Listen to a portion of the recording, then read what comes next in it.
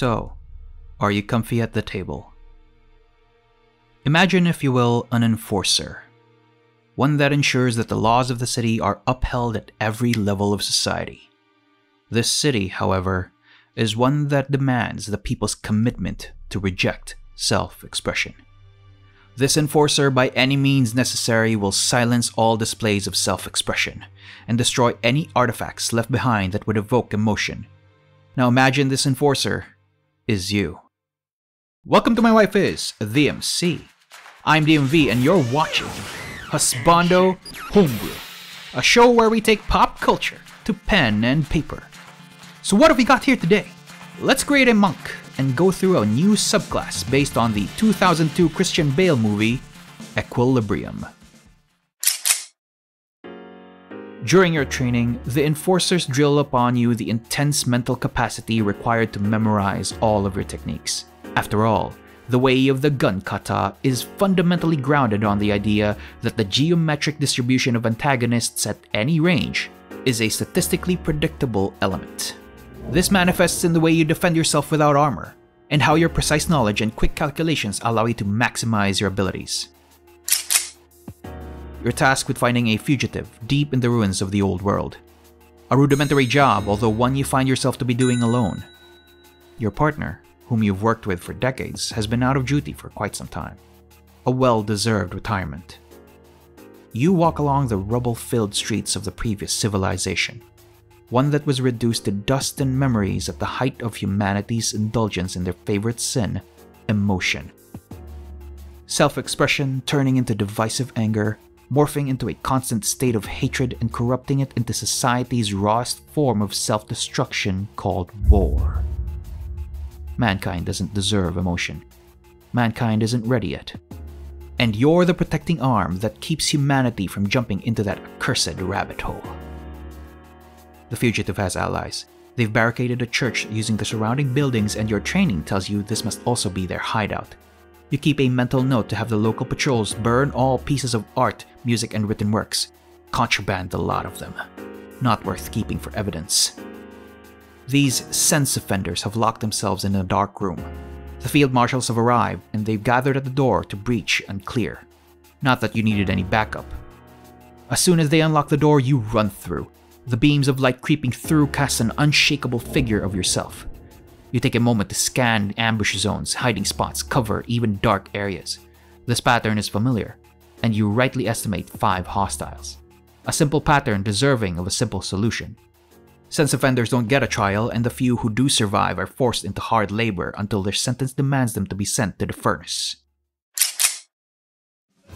Clearing the room took less than 18 seconds, all within your predictive analysis.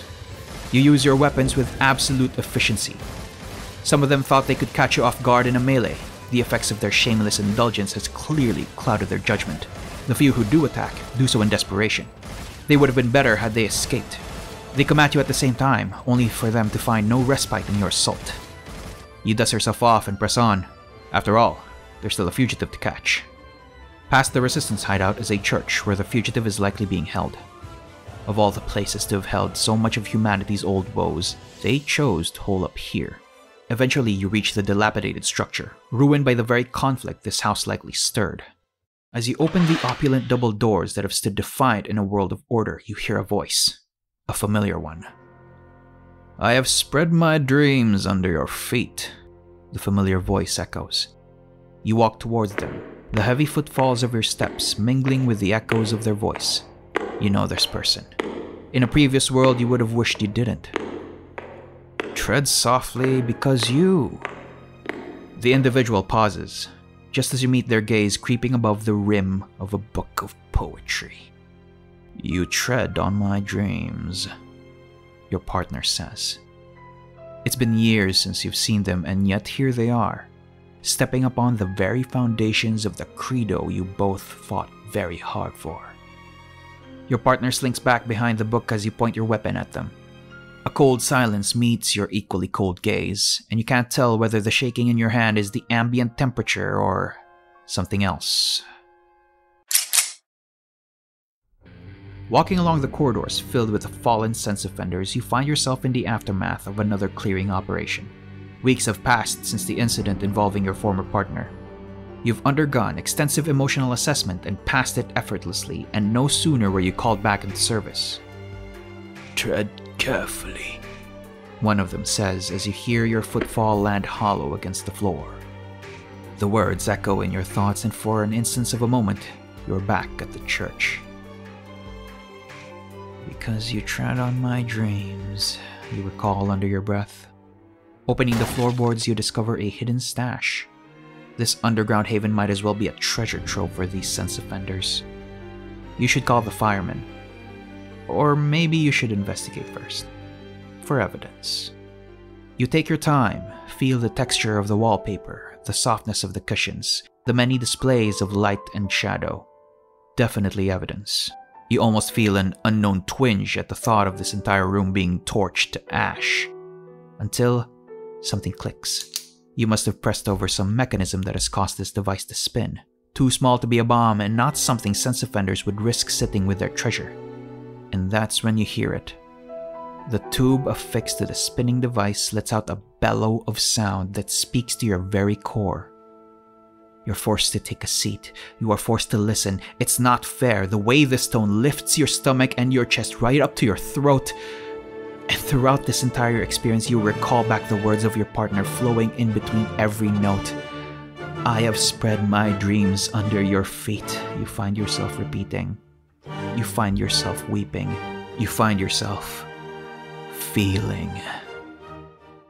A marshal has called upon you from above. They found a nearby resistance base and they say it's the big one. Taking this base down would quiet down the entirety of all sense offenders for a while. You wipe your face in an effort to compose yourself as you head back to the ruins of the old world. As an enforcer, you act alone, while the rest of the field marshals above rove in squads. You know the cracks where the offenders escape through, and that's where you're going. As luck would have it, you find them. Immediately they get on the defensive, but this is where your conviction as an enforcer is tested. Do you take them out, or do you let them live? It shouldn't even be a question. And yet the memories of the music and the words of your partner force you to question if your city is in the right. Who are you to decide whether humanity should be able to feel or not? Who are you to question whether mankind is ready or deserving? Who are you to determine whether the cost is worth the reward? You let them go. But in your time reflecting on the city's actions, a squad of marshals catch up to them to engage. You find yourself going deeper and deeper into this train of thought. Letting them go would have some layer of plausible deniability, but getting in the way of the marshals would definitely end your career, unless there were no survivors. You intercept the squad, fitting yourself squarely at the center of their formation. In the instance of their confusion, you let loose a barrage of blows that take them out one by one. Their armor should have protected them from your weapons, but they ultimately break against your own power. As the last of them fall, you take a moment to enter a state of flow, breathing in this newfound belief. Another marshal sees the dead gathered at your feet and immediately goes on the offensive. While your skills are catered to fighting groups, you are no less effective fighting one-on-one, as you take on the marshal with the efficiency and lethality of a top enforcer. You run off to the sense offenders, hoping to see them off to safety. But at this point, you encounter another enforcer. One of comparable skill to yours, yet one who lacks the perspective that you have. You see the escapees lined up in front of a firing squad. There's nothing you can do. You meet one of their gaze, their expression a flurry of fear, frustration, and perhaps a hint of gratitude. You walk away in your cold candor, typical of an enforcer. Hopefully you will find some answers back in the city. You've been summoned to meet with the city's lord. You've been waiting for this for weeks, and it seems that you will be rewarded with an audience for your exemplary work. The entire process seems strangely ritualistic, from the authorized attire to the ceremonial sidearm. Your mind tells you to trust in the process that you've served for decades, but your gut tells you to arm up. Prior to meeting the Lord, you must first undergo a mental screening while the head of the enforcers give you a briefing from a remote location. It is here that the truth is revealed to you, that the Lord of the city was a fabrication by the head of the enforcers, a facade to placate the masses. The truth is that you're not here for an audience, you're here for an execution. After all, the city couldn't possibly bear to have an enforcer be a sense offender. the head of the enforcers congratulate you on a job well done. If you stay where you are, you will be painlessly executed without incident. And yet, in spite of all the fear and uncertainty clouding your mind, you can't help but feel that, no, this can't end like this. Not without incident.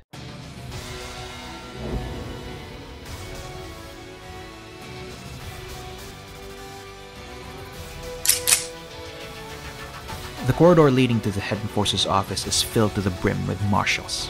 Not out of place, but what's suspicious is the opulence of this hallway. Marble stone, reflective floors, colored walls. These are all the hallmarks of what they would call a sex offender's home, as if there were no legal boundaries. The enemies have been upon you since you first passed the corner, giving you little time to breathe. Luckily, the space is just right for you. You take a breath and proceed to paint this hallway's opulence with the blood of the city's hypocrisy. The number of enemies don't matter. The space they stand their ground in is of little consequence, and the person behind the door that they guard with their very lives only serve to fuel your assault. Breaking past the marshals, you kick the door down and face off against the lord of the city. The head of the enforcers themselves, surrounded by all the hedonism and expression that the city's demonized as the cause of the old world's downfall. Your former leader walks towards you in an appeasing manner. They no longer speak in a manner befitting that of an enforcer, and instead fully let go of any pretense by letting their very tone attempt to sway you. I'm willing to give you this life. You have proven to be a cut above the city's rabble. You can lead them from a place where you need not hide who you are. And you can sit here on my side as my right-hand person to cull the masses of their unearned emotional desires. You deserve it. You are ready to feel. And now I ask you, what do you do?